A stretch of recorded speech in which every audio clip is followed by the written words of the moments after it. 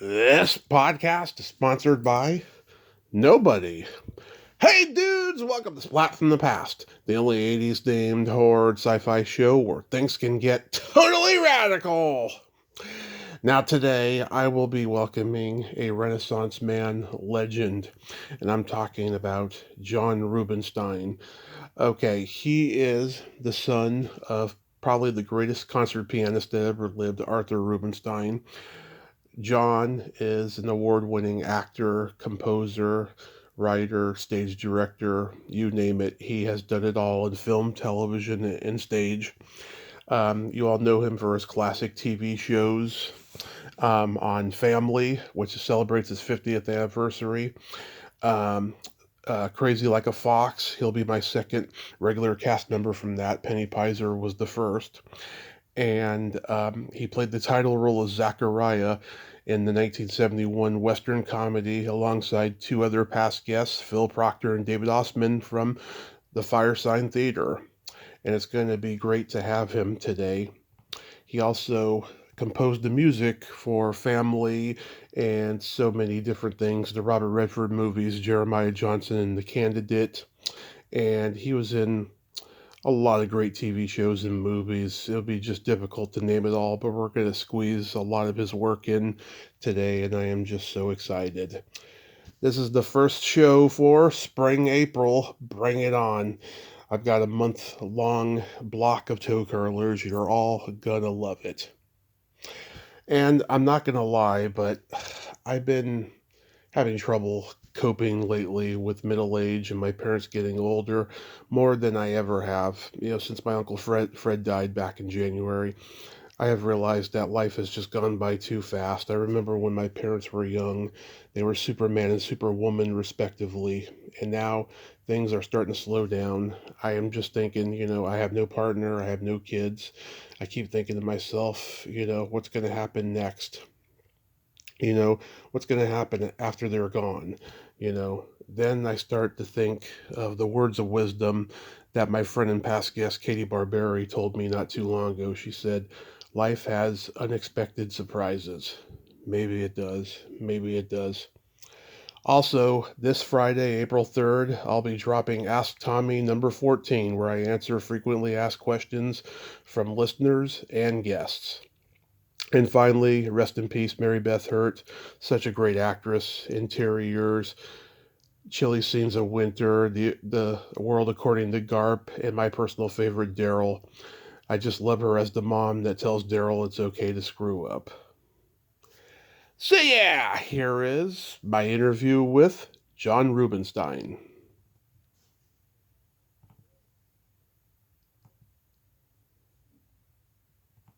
Hey John, welcome to the show. How are you today?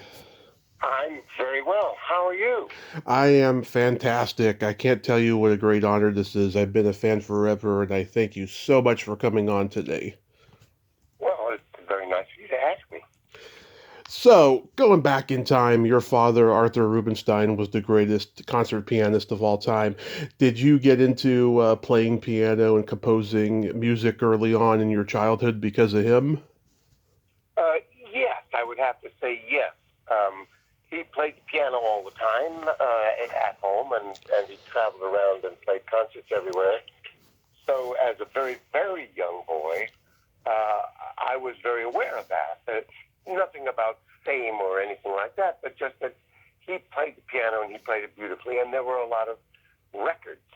He had, old vinyl records, and so I would play his records, and so I heard a lot of music of his that he had recorded. Plus, I heard him playing in the house all the time. And when I was 4 years old, I was started on piano lessons. Those were the days when children didn't get much choice. Hmm. Parents didn't always say, well, what does little Johnny want to do? They said, little Johnny starts piano lessons tomorrow morning. Yeah. And so there was sort of no discussion about it. I had nothing against it, mind you, but that was the deal. And I had to practice every day, and I learned how to play the piano. Yeah, I saw the clip of you playing piano on the Jerry Lewis telethon and singing. I think you're very good in both areas. Oh, thank you. That's very, very generous of you. Absolutely. Yeah, I was impressed when I saw you playing. Did you gravitate toward acting early on as well? Yes,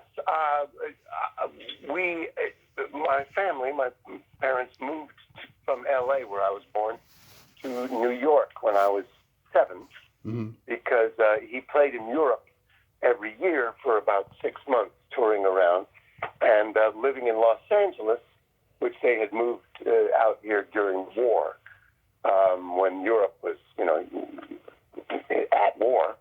Um, Opened up in the early 1950s. Europe became feasible again for concerts. Right. So he moved to New York, which was, in between all of America, where he would travel also every year, and Europe. So in New York, I went to a wonderful school run by British masters and teachers. Hmm. And the Brits take their public speaking and learning poetry and reciting it to the whole school much more seriously than American schools do. American schools, they teach different stuff, and kids get up and do little whatever pageants and skits and plays, but it's all sort of, casual. And as a parent of 5 children in America, I have been and attended all of those kind of plays and things, and they're always lovely, and the parents are delighted. But the kids don't learn much. Where in Right. this particular school, which wasn't at all a performing arts school, it was just a British school, where they Right. taught you Latin. We had Latin and French and all the stuff. Not as electives, but that's what we were made to learn. But we also were made to learn poetry and to recite it and to sing as a group and even as soloists. We Yeah. graduated the 8th grade. That was the final year. And every 8th grade class, all boys, mind you, Hmm. would perform a full Shakespeare play, uncut. Every 8th grade class did that. And during your 7th grade year, you would learn that play. Every boy in the class would read each part all year long. You'd read the play over and over and over and over with your teacher, a British guy, teaching you about the old globe, about Shakespeare's time, about playwriting in general, telling you all of the references in Shakespeare, of which there are, of course, many above, from mythology, from the Bible, from from the sexual stuff that is referred to, the jokes. And so by the end of our 7th grade year, we knew that play and about theater more than most grown-ups. And then we would show back up. We'd learn our lines over the summer. We were assigned our roles. And in 8th grade, we performed the play. So and he would use extras from the lower grade. So in 6th grade, I was in The Tempest, Hmm. playing a fairy running around. In 7th grade, I was in Henry V, playing a wonderful role called The Boy, Hmm. young kid who wants to go to war and has a great big speech that he gives. And in 8th grade, my final year, I played Macbeth in that play. And meanwhile, we did other plays. I played Peter Pan by J.M. Barrie, the actual whole real play that J.M. Barrie wrote. I played Peter Pan in 5th grade.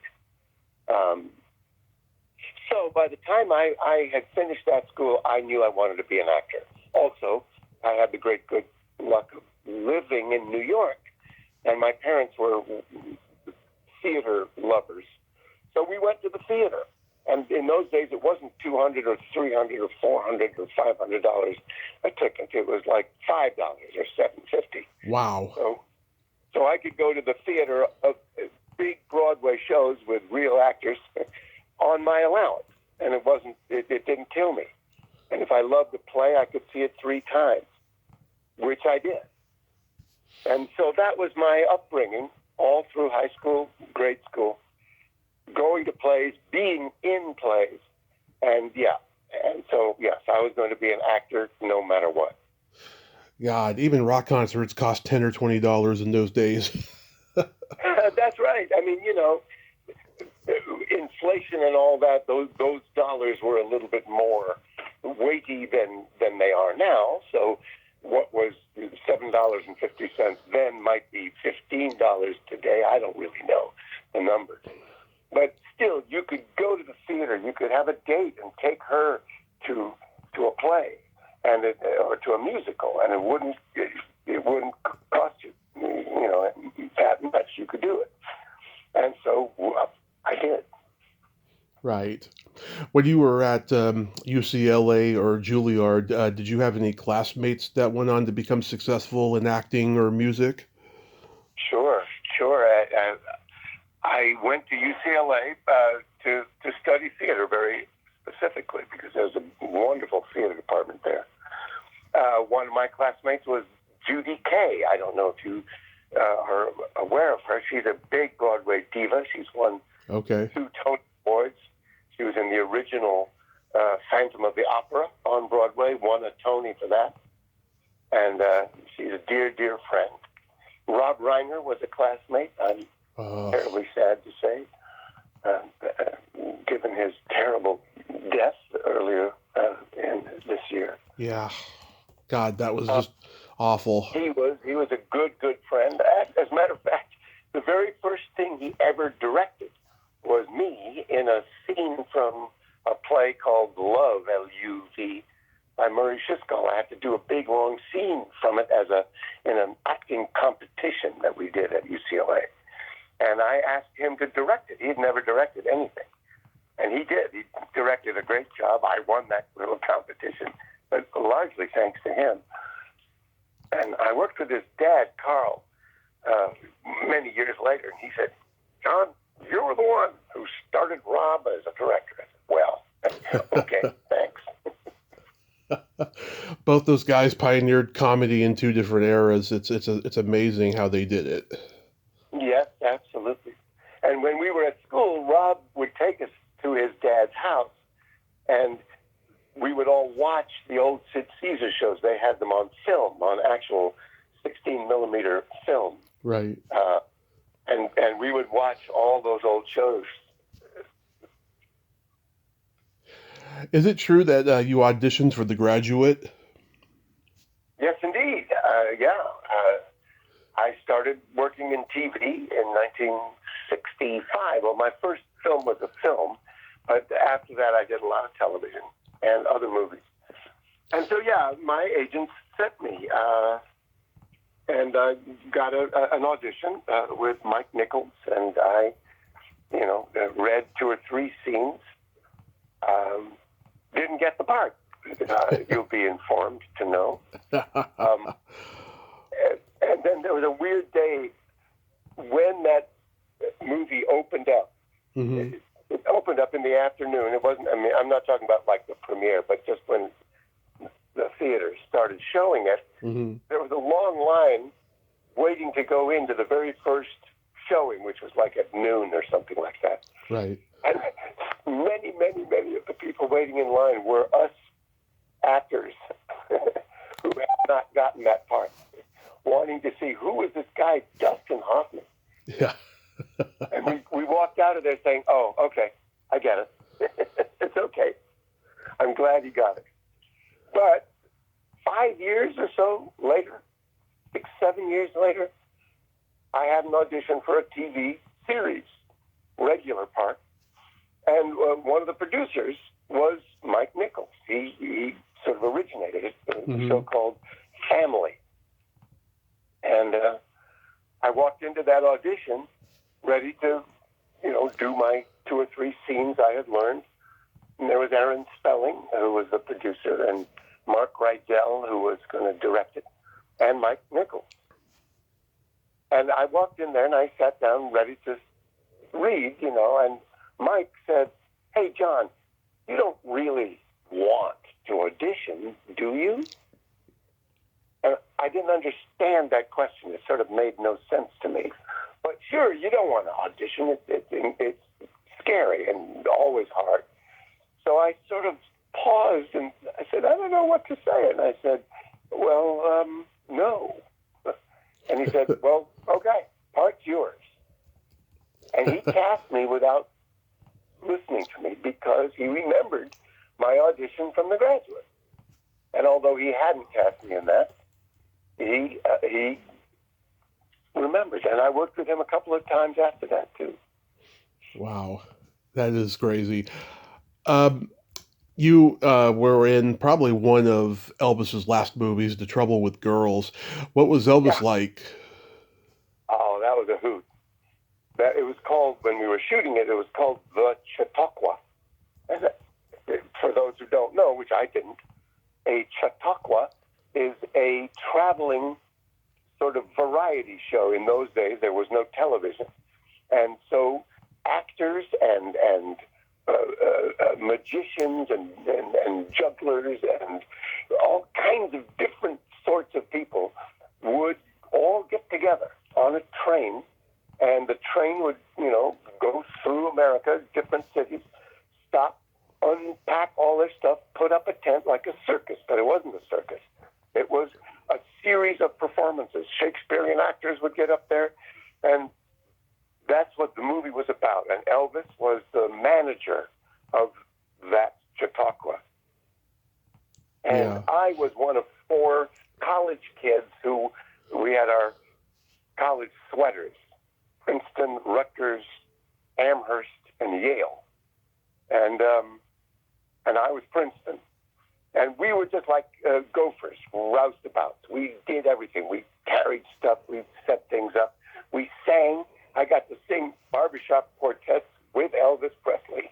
And so we were on the picture the whole time. It was like 3 months on the big back lot at MGM. And it was actually the last movie ever shot on that back lot, where so many movies that we all know, The Wizard of Oz, you name it, Gone with the Wind, big movies had been shot. There were, village sets there, and there were all kinds of things in a fake lake, which we all used in that movie.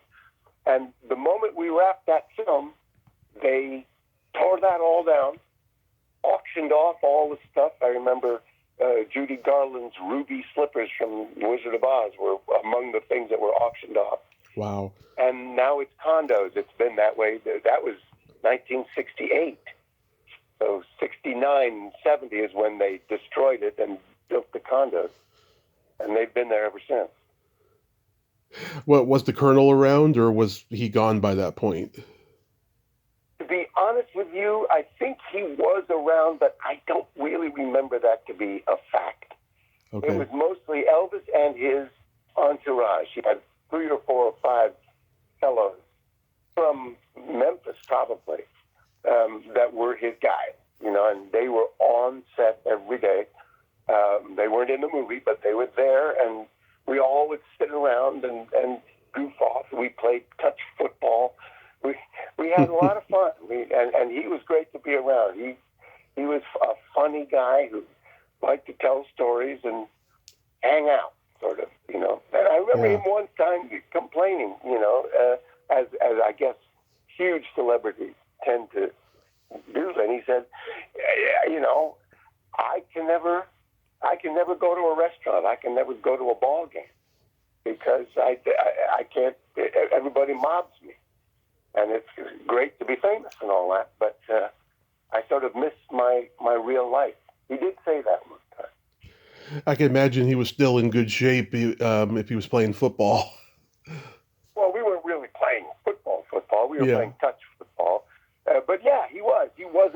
He hadn't gained all that weird weight that he gained in his last years. Well, I don't remember the year that he died. 77. 77? Yeah. Okay, so this was 9 years earlier. So he was good looking and tall and thin and sang great and worked hard. I mean, he was in pretty much every scene. Nice. You were in one of the first episodes of Room 222 playing Michael Constantine's, good-looking young son. Anything stand out about that show? Well, yeah, that was my first, what they call in quotes, guest star role. I was no star, of course, Mm-hmm. but I had done a bunch of television, and I think I'd done the Elvis movie already, but maybe I hadn't. I can't remember the chronology there, but I had done little parts on TV where I was there for one day. You know, I was hippie number 2 kind of thing. And I said, yeah, and that was my role. You know, things Mhm. like that. Very glad for the job, but what was his first name? Irving Penn. Ooh, I don't want to. My brain is gone. But Penn, he was Sean Penn's dad. Oh, Leo Penn. Leo Penn, that's right. Yeah. Leo Penn was the director of that particular episode of Room 222, which was a series about a school. Mm-hmm. And he cast me as you said, as Michael Constantine, who was the principal, as his son. And I had been working in Uganda, if I'm correct, for the Peace Corps. Right. And now I was back, but there was a flu epidemic at the school, and so I was suddenly made to teach some classes. And I had a little sort of halfway romance with the Karen Valentine, who was the young woman on the show. Right. And that was my first real part, as opposed to just a quickie with a couple of lines. And that started me out, because then I started getting guest star parts pretty regularly on many, many, many, many shows for years and years and years. So I love Zachariah. I've talked to Phil Proctor and David Osman, funny guys. Did you know the Firesign Theater's work before getting cast in this? Yes, I did. I was a big, big fan. Yeah. I had their records. I didn't know them personally, but I had their records. Brilliant. Yeah. They were so subversive and groundbreaking at the height of Vietnam, and comedy was becoming irreverent at that point, and these guys were just so unique and just brilliant. When you got Yeah, they were all extremely smart, intelligent guys who each had their own brand of a crazy sense of humor, and they got together and they did wonderful stuff. Improvised some of it, written some of it, and they decided to take this great novel by Hermann Hesse called Siddhartha and write a script based on it, telling the same basic story as a Western with rock music being played Yeah. in it. And it was sort of a crazy movie. What did you think when you got that script? I just, when you're an actor and you're just trying to make a living, you just do what you do. And so I thought, great, they're looking at me for this big part.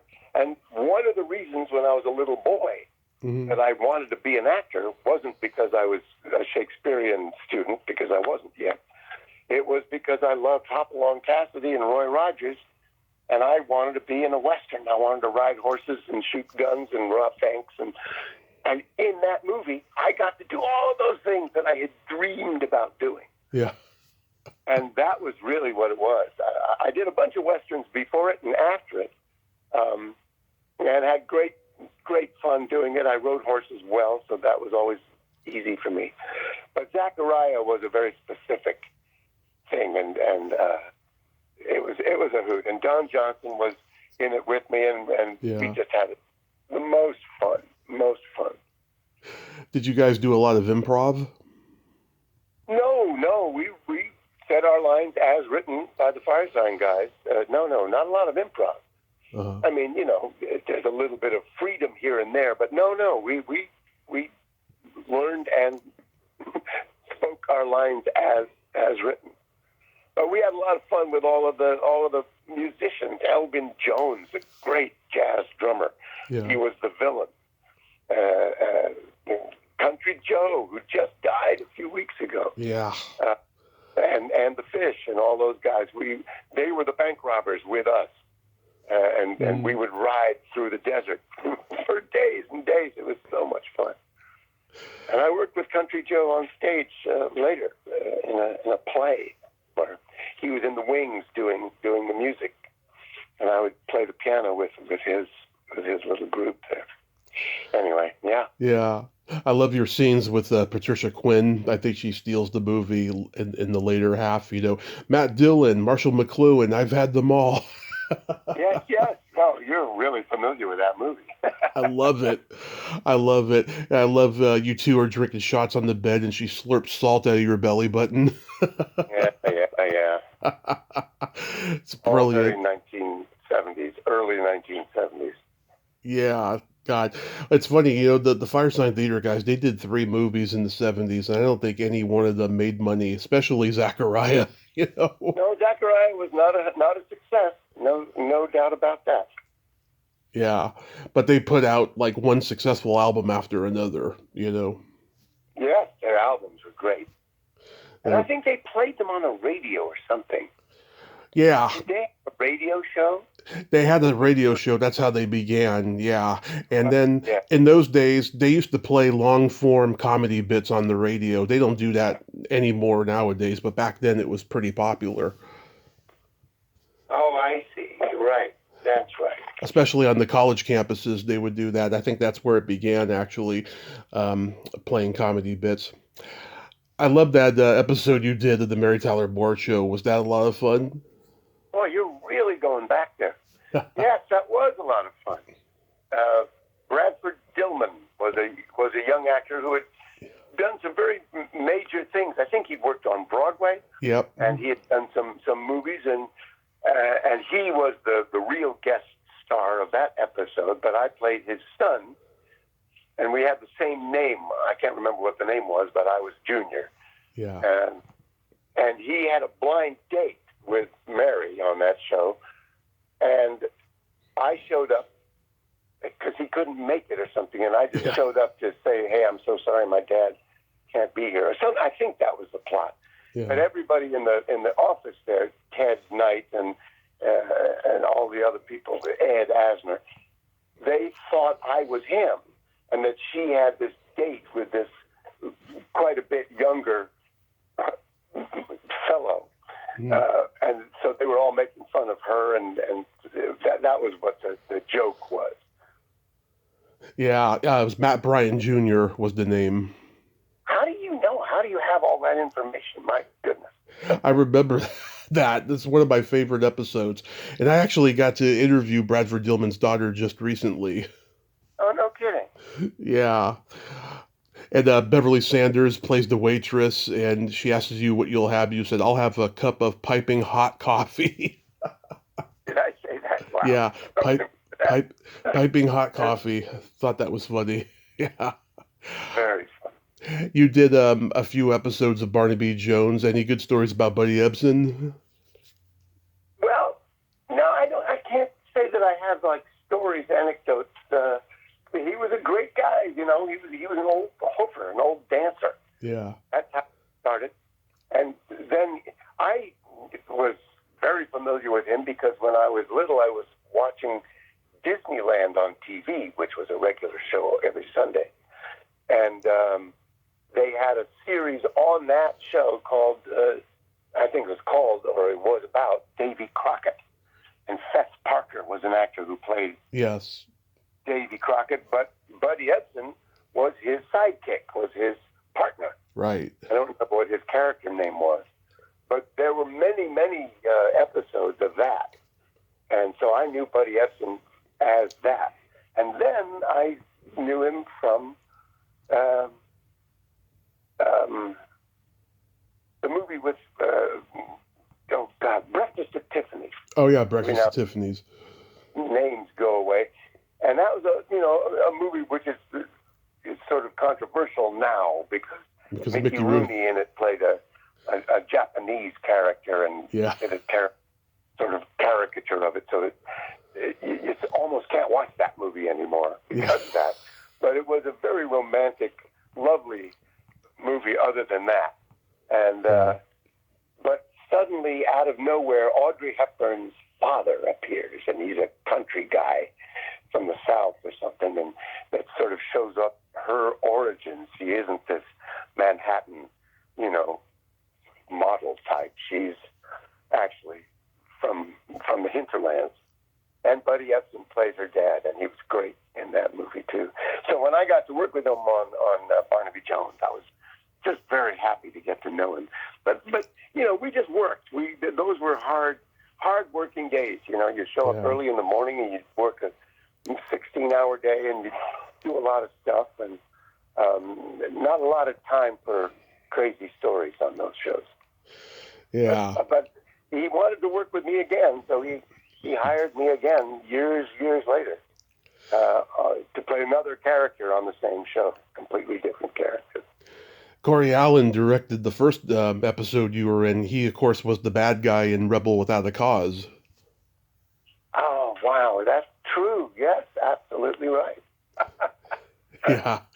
I remember in that episode, you and Billy Hicks get into a little struggle, and you both end up in the swimming pool. I do remember that. Yeah. Lots of oars in that pool. And then you and Buddy have a shootout in the woods, too. That's right. Did he kill me? I think so, yeah. Oh, that's too bad. But you came back a few years later. Can you believe it's been 50 years since Family? Well, sure. I mean, I'm old now, so everything's 50 years. I have a child who's 53. Is she 53? God, yes, she is. No, she isn't. She's 54. I don't see her. That's what happens. You not only played a role on the show, you also composed the theme music, which is beautiful. So, how did that come about, and what was the inspiration behind the music? Of which show now? Of Family. Oh, Family. Oh, well, that came about sort of strangely. I told you about the strange audition where Mike Nichols just got up and said, "Hey, the part's yours if you want it." Yeah. And then I got the script of the pilot. And I saw that, it all started out with me being a rich young man married to Nancy, the character who was the oldest daughter of Jimmy Broderick and Seda Thompson. Mm-hmm. And the younger sister and brother were Christy McNichol and Gary Frank. But I was the husband of the married oldest daughter, and we lived in an apartment, not in the big old family house. And the very first scene in the pilot, before the credits, was me in bed with some young woman, and my wife, who was played then by Elaine Heilville, comes home and catches us in bed and stalks out, and I desperately throw on my clothes, and I follow her out to the, downstairs in the doormat, and she gets in her car and she drives away, and I throw my shoe at her, I think. And that's the beginning of the show. And then it evolves into the family, which is the mom, the dad, the younger sister, the younger brother. And I read that script. It was very good. And I realized, those were the days where you signed up for 7 years. 7-year contract if you were a regular on the series. And the series shot 26 episodes a year. So that was what you did. It wasn't like now where a series, you do 8 episodes and you can do a whole bunch of other stuff. And usually it's never signed up for 7 years. It's signed up usually for a year or 2 at a time. Mm-hmm. So I was looking at 7 years of playing a character that doesn't live in the house. And I realized, at being an old television watcher myself, that I wasn't going to be in much. I would be in an episode now and then and say, pass the salt, I'd be over for dinner or something. Or maybe there would be a story that concerned me and Nancy. But I realized that I was going to sign up for 7 years of 26 episodes a year where I wouldn't be able to do any other jobs or any other kind of work. I had just done Pippin on Broadway for 2 years. Right. And I was a theater guy, too. And I just wanted to have a little bit more choice of what I did with my career. So I turned them down. I called my agent. I said, tell them, thank you very, very much. I'm very honored that you asked me. No, thank you. And then I was at my friend's house, Colin Higgins, wonderful writer and director. The best. Wrote, 9 to 5, Foul Play, yeah. Foul Play, 9 to 5. But he was a pal from UCLA. Or you asked me who from UCLA became famous. Well, Colin Higgins was one of them. Right. But I was at his house just hanging out, and the phone rang there. And he said, hey, John, it's for you. I said, My wife had gotten the call at home and told them where I was. And on the phone in a conference call, all three of them were Aaron Spelling, Mark Rydell, and Mike Nichols. Mm-hmm. You don't get a call like that. You get a call from your agent saying they want to talk to you, and the agent called them. But they don't call you at home. But they did, and I said, well, hello. And Mike Nichols said, why did you turn us down?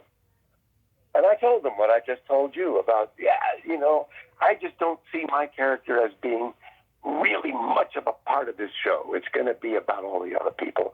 And I don't want to be stuck not working, sitting at home, and not being able to do any other work for 7 years. Mm-hmm.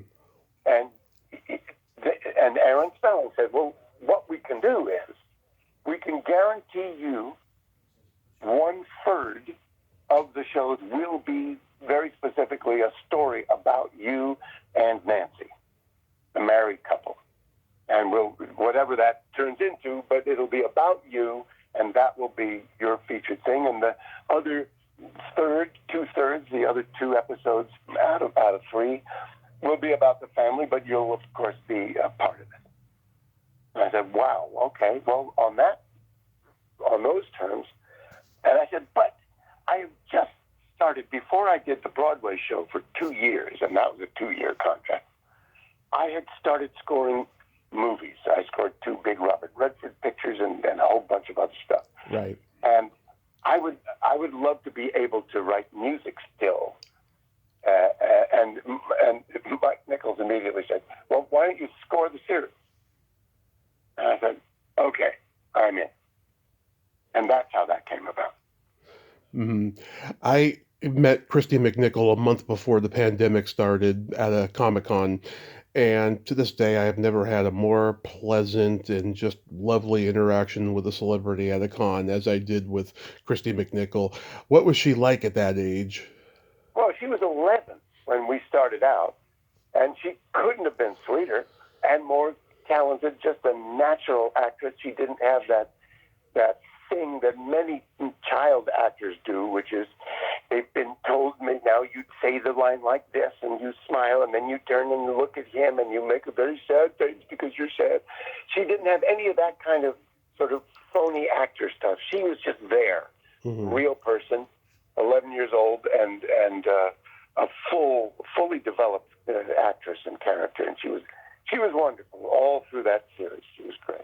She was well beyond her years, that's for sure. And well, yeah, I don't know if she was beyond her years, but she was focused. She was smart. She knew what she was doing. Yeah. Mm-hmm. And Meredith Baxter Birney, she's so talented. She went on to do Family Ties later. Yeah, well, Elaine Heildel, who was a wonderful actress, after the first 6 episodes. Oh yeah, there's a postscript to the thing. When the first 6 episodes, I got all 6 scripts. We were only picked up for 6 to begin with, after the pilot. I saw that there was one really good story about me and the wife, but the other 5 were not. And just as I had predicted, I would be there for dinner, or we'd have Christmas, and I would be at the Christmas dinner or something. But I had nothing much to do. And so I called up Aaron Spelling, and I said, hey, Aaron, remember I was going to have at least 2 out of these 6 one out of three? And he said, yeah, I don't know if that's going to really work out. I said, well, then our agreement is sort of null. And he said, yep, you're right. Okay. And he let me out of my contract. And then over the first show of the next season, when we were picked up, it was the same season, but I mean, the next pickup, the very first show was my divorce from Nancy. And suddenly there was another actress there. Her name was Jane Actman.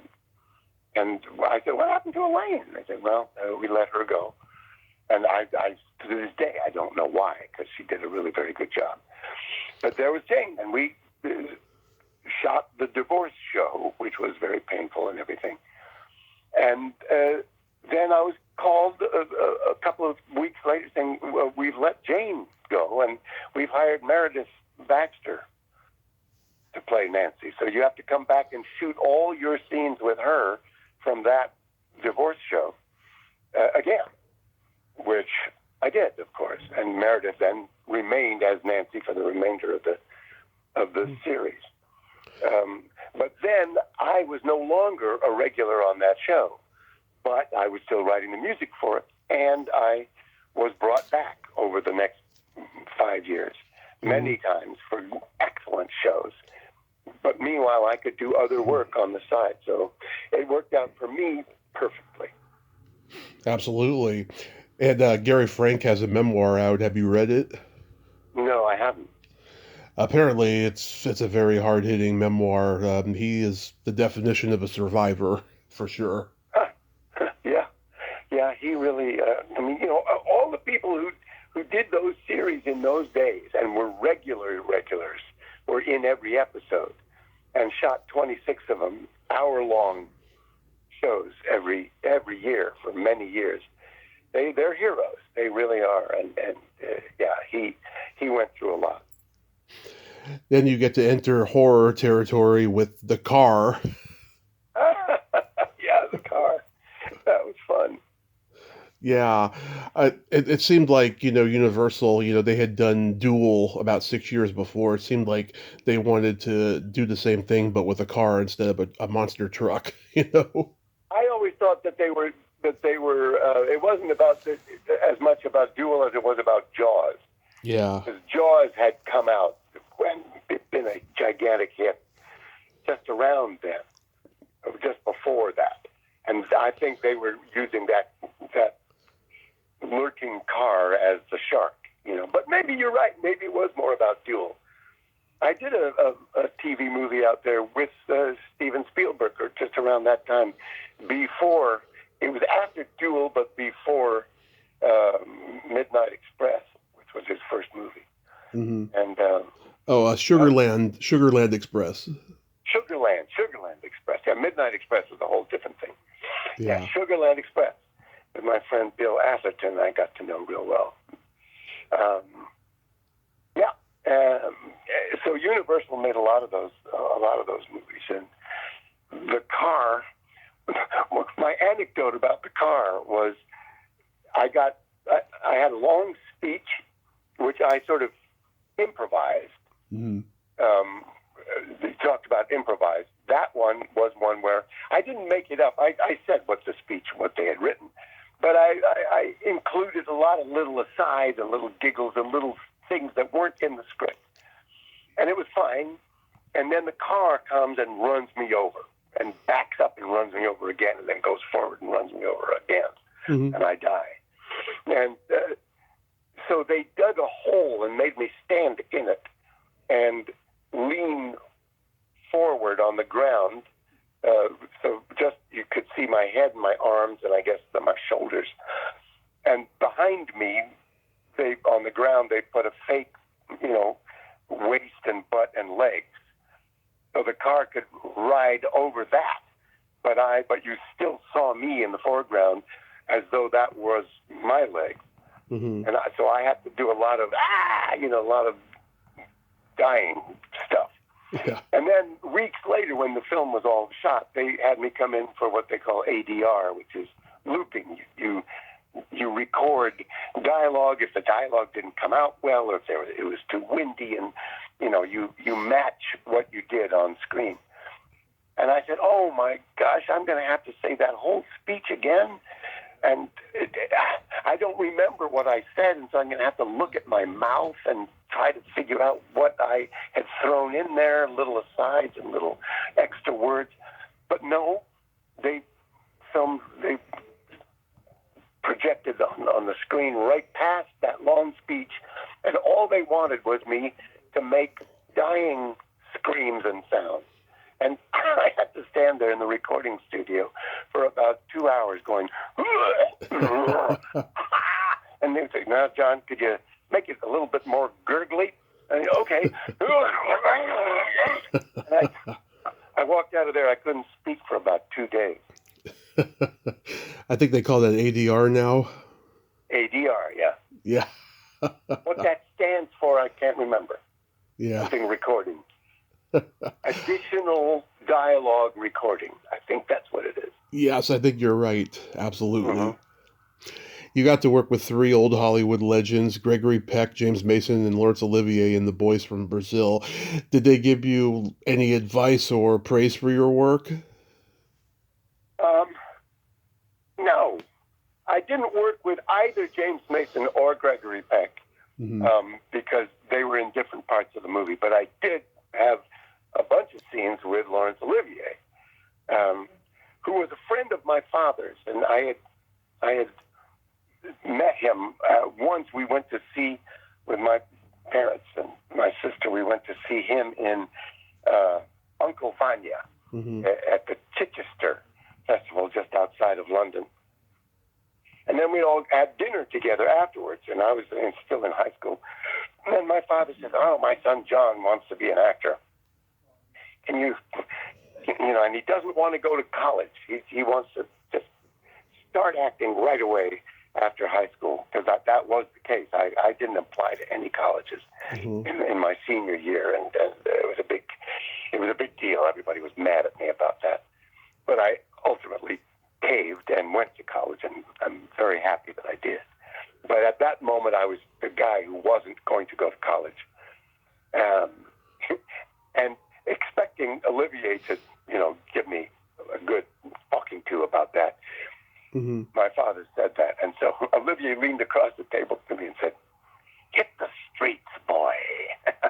And so I'll never forget that. And then I was cast in that movie, and so it was, oh, hello, yo, you're Arthur's son, So, oh yes, I remember.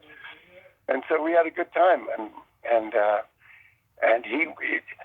I worked with him before we shot our first long scene of dialogue. In his trailer, his assistant director came down. Lord Olivier would like to see you in his trailer. All right, I went. Yeah, John, we must do this. And he had developed this. He was playing a Jewish old man who was searching for Nazi criminals around the world to bring them to trial. I can't right now think the name of the real man who did that, who was very, very famous.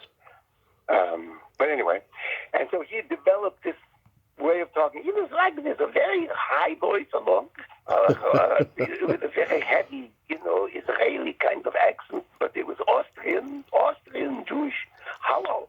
And that's how he talked. And so we rehearsed these scenes, and he would say his lines exactly the same way each time. I was more of the American school, and I would say my lines. I would say the real words, but one time I would do it like this, and one time I'd do it like that, and it would just, it would be a little more spontaneous. But his was as though already on film. And that was a big, lesson of how he prepared and did what he did. But his main complaint was that Lily Palmer, great old movie star, who was a real Austrian person, but spoke in a sort of British accent. She didn't have any kind of, German or Austrian accent to her, and had been in, obviously, many, many, many movies, was cast as his sister. And they lived in a little apartment together in Vienna. And he searched for Nazi criminals, and she aided and abetted him. Mm-hmm. And she showed up and only would speak in her beautiful, cultured British kind of accent. Whereas he was talking like this. And he said, she makes me look like an idiot. And he complained to the director, but Lily Palmer was absolutely convinced that she had to speak the way she spoke and not do an accent. And so that was something that really pissed him off. He said, I've been shooting for 3 months on this picture already. She shows up. I can't change what my accent is. And she refuses to do one and makes me look like I can't talk. So he was very angry at her about that. You guest starred on Wonder Woman. Was that fun to do? Wonder Woman, yeah, that was fun. Frank Gorshin and I were going to take over the world by making these robots. Yeah. And kidnapping real people like the Secretary of State or the Defense Secretary and substituting robots that looked exactly like them so that those robots would do what we wanted them to do. It's sort of like what our government is doing right now. Right. But our robots kept malfunctioning, and they would sort of fall over and melt. They would turn into some sort of weird goo, and that was very upsetting. And I brought my little daughter, the one I just told you, who is now 54 years old, but she was little. I brought her to the set so she could see Wonder Woman, and she met Wonder Woman, and that was terrific. And she had a great time on the set, but she was there during one of those scenes where the robot melted. And, the special effects guys come in, and you have a real person playing the robot, but then he falls forward. Now they rush in, and they put a dummy in there that his head explodes, and goo pours out of it and all this. And she saw all that going on, and I said, isn't that exciting? Isn't that wonderful? She loved it. But then, about 2 months later, it was on TV. And I said, hey, Jessica, Wonder Woman's on tonight, the one that you were there when we shot it. Oh, boy. So we all sat and watched it. And she got so scared when she saw those robots falling over and goo pouring out of their heads. Mm-hmm. And she screamed and cried. And she was scared. And she wouldn't even talk about it for months after that. And I said, but Jessica, you saw them. You saw that it was all fake. And, no, I don't know. So I felt really bad about that. That's hilarious. So I'm a San Francisco native, and me and my dad used to love Crazy Like a Fox. We'd watch it all the time. CBS continued playing it even after they canceled it. It would be on sometimes, and I just always loved that show. How come the show, only lasted a short time, and was it a fun experience? I've talked to Penny. She's great. Well, she probably told you how that sort of evolved. I'm not really 100% sure who did what to whom and who made the decision and who said this and didn't do that. But the basic thing was, it was a show that was shot at Warner Brothers Studios, but it was Columbia Pictures, if I'm not mistaken. I think it was either a dual thing or it was a Columbia Pictures thing that Columbia and Warner Brothers were on the same lot for a few years then.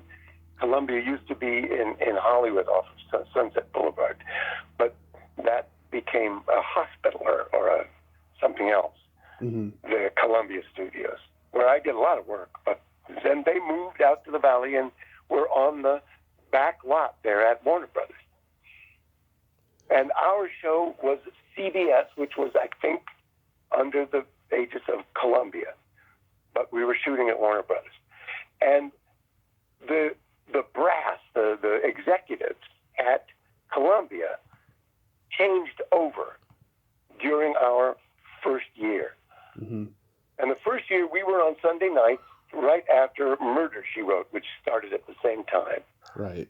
Murder, She Wrote, Crazy Like a Fox, and then the third hour, I think, was Trapper John or something else. on CBS. But then NBC and ABC both started doing from 8 to 10 2-hour TV movies, as opposed to 1 hour of this show and then another hour of that show.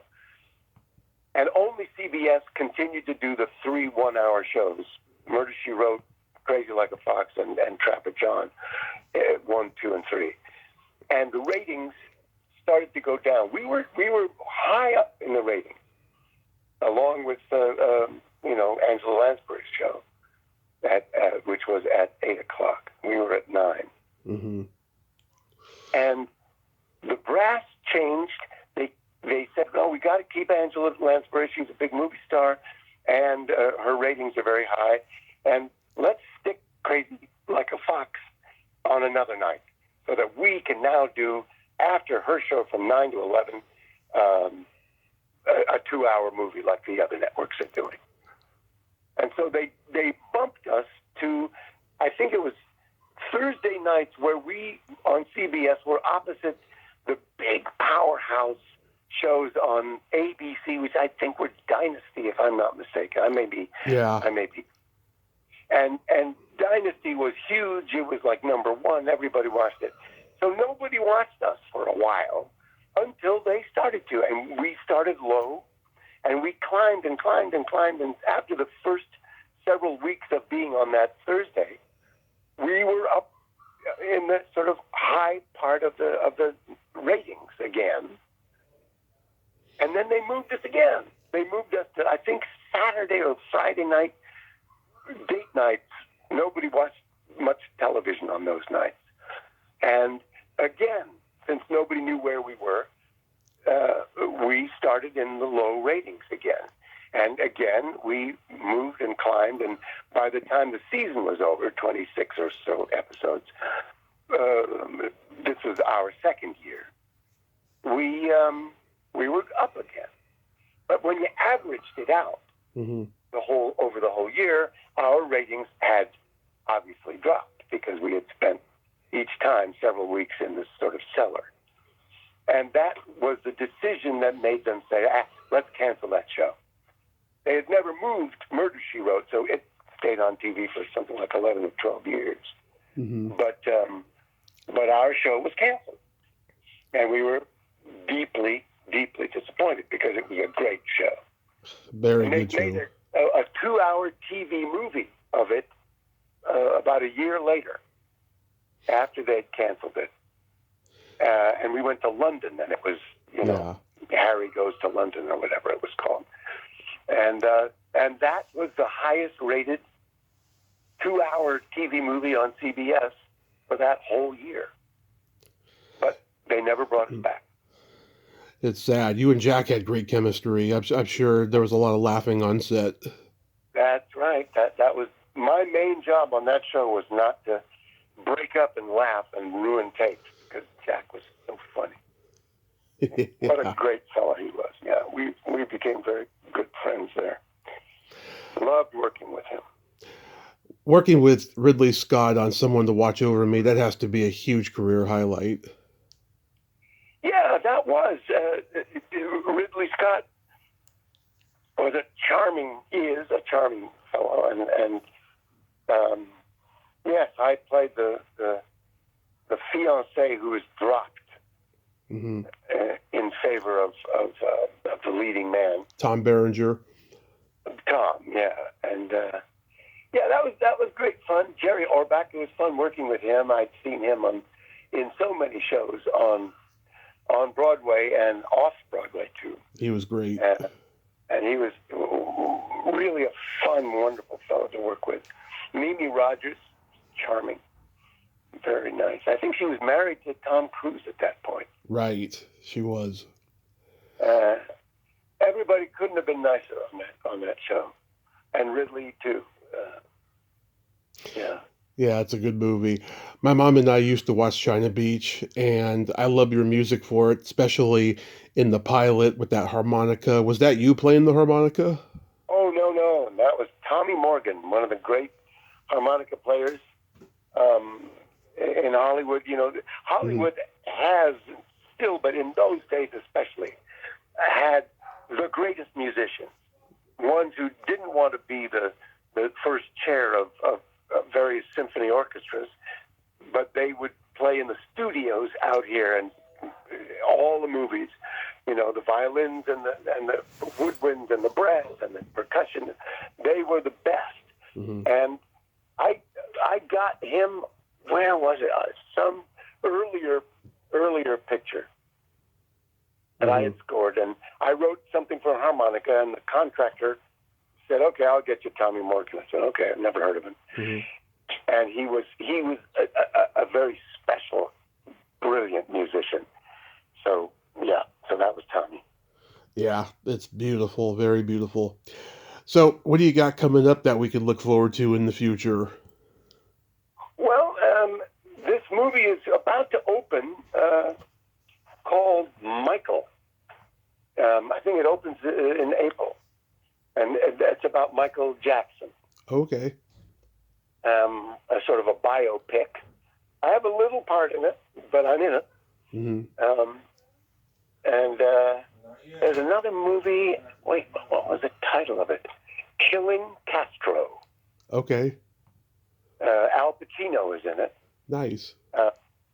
It's about a true event where Fidel Castro came to New York for a big UN meeting and caused some havoc. And I played Dwight Eisenhower Mm-hmm. in the White House, being upset about Castro.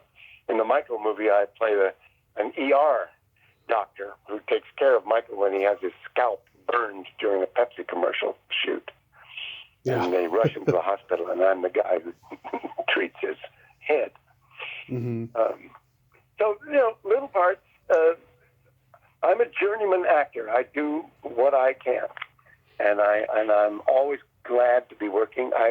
For the last 3 years, and I'll probably do some more of it, I've done a one-man play that I did not write. It was written brilliantly by a playwright, where I played Dwight Eisenhower. That's how I got that part in that movie, because they'd seen the play.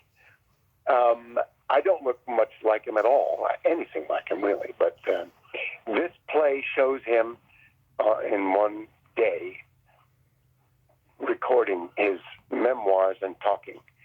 And it's a great, great play. And I've done it off-Broadway, and I've done it in Los Angeles a bunch of times, and around the country. I've done it in Maryland and in Massachusetts, in Alaska, in Arizona. So that's a play that I hope to be able to do for still a few years. Over the last 60 years, you've seen many, many changes in the industry. Do you still enjoy working in the industry, even though it's always constantly changing? Oh, sure. Absolutely. I mean, some of the changes are way for the better and make everything even more challenging and more fun. And some of the things are disappointing and cause work shortages. And right now, the business is in a sort of a down period, especially out here in L.A. Yeah. Due to money stuff. A lot of shows are being shot elsewhere, many in Europe, many in Canada. I've worked in Vancouver and Toronto. I can't count the number of times. I get a show that takes place in New York or in Kansas City, and we fly to Vancouver and we shoot it, or Toronto. Right. Because obviously it's cheaper there, I guess. The unions don't charge as much. But they also, there's a huge industry going on in Atlanta, Georgia, and a big one in New Mexico and other places. And L.A., which is really still the hub of TV and film in this country, is sort of out of work. And all of the crew members and the various, artists who work, not just actors, but everybody who makes movies and films, we're all struggling right now because the work is just diminished. There's just less of it. Even though you turn on the TV and there's a million shows on. Yeah. But anyway, yeah. So right now it's not easy. But, there's still great movies being made and great television shows on there.